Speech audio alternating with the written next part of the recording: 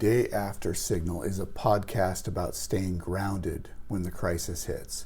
It was built for moments like this, when reality shifts, when truth feels engineered, when chaos drowns out clarity.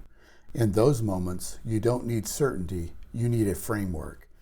This show builds one, a critical thought learning frame to keep you anchored, clear, and intentional, even when reality fractures.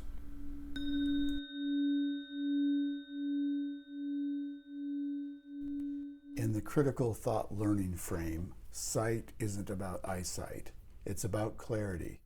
In a crisis, the signal is still there, but it's buried under the static. Static from panic, static from misinformation, static from sheer volume.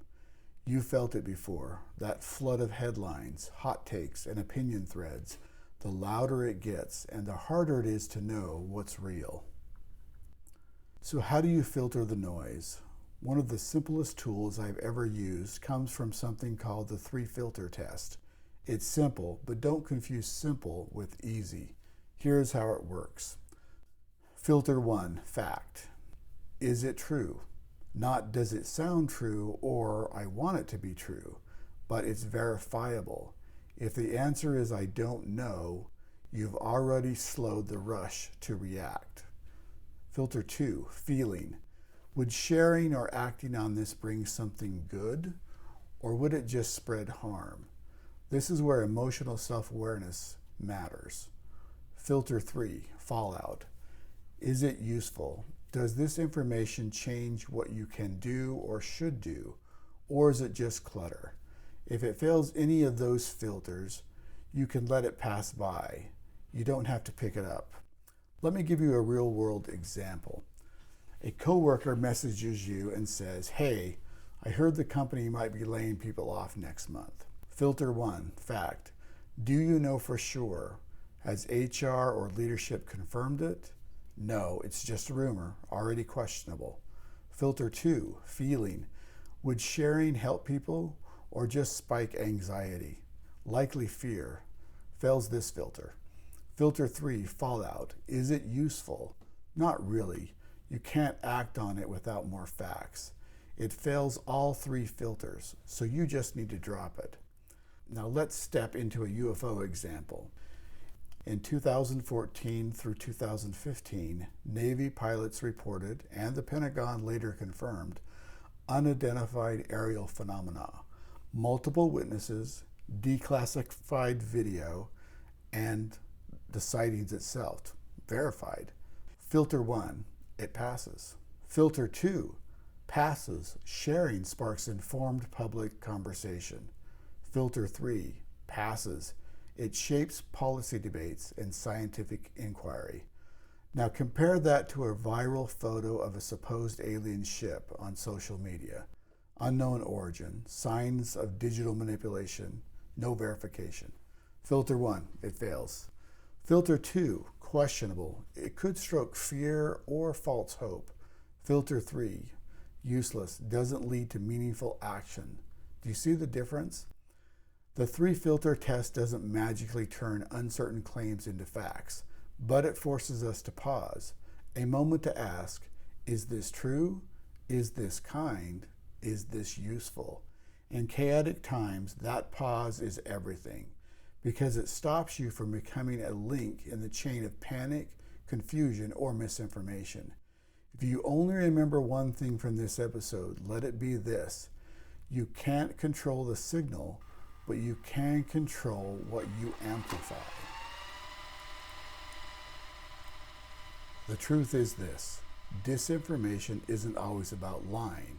Sometimes the strategy is much simpler. Flood the signal. Bury the truth under so much noise, you won't be able to find it. The 3-filter test helps you cut through that flood. Let me give you a real-world example of sight in action. This is the story of Bruce Hendry. Bruce Hendry wasn't born into wealth. He built it, string by string, deal by deal. As a kid, he didn't see himself as less capable than rich people. He figured they just knew things he didn't, so he taught himself. At 8 years old, he bought a ball of string for a dime. cut it into pieces, and sold each piece for a nickel. At 12, he hitchhiked across 2 states to buy fireworks, illegal in his home state, and then sold them at school for a profit. As an adult, he made millions investing in bankrupt railroads, not because he could see the future, but because he could filter the static. He ignored the noise. He looked for underlying rules and built mental frameworks that cut through the chaos. Sight isn't just seeing, it's knowing what you're looking for. Let me give you another story about Florence Chadwick. In 1952, Chadwick was swimming from the California coast to the Catalina Island. 15 hours in, a fog rolls over the water. She can't see the shore. Her body is exhausted. Her mind starts to question everything. She quits, only to find that she was less than a mile away. She didn't fail because she wasn't capable. She failed because she lost sight. And in life, fog is inevitable. You will lose sight of the shore. That's when you need a framework, a filter to keep you moving forward. So how do you keep your sight sharp? Use the 3 filter test daily, in conversations, on social media, with the news, fact, feeling, and fallout. Anchor new information into something familiar. If it's completely foreign, slow down before deciding. Beware of your own biases. Confirmation, overconfidence, motivation bias, they all cloud your vision. Stay curious. Curiosity isn't passive, it's active engagement. It cuts through the fear and the distraction.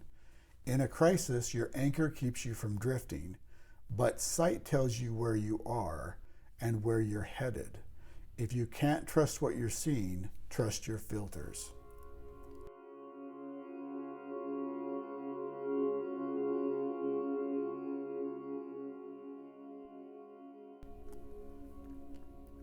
This is the day after signal. Stay anchored, stay clear. I'll see you in the next episode.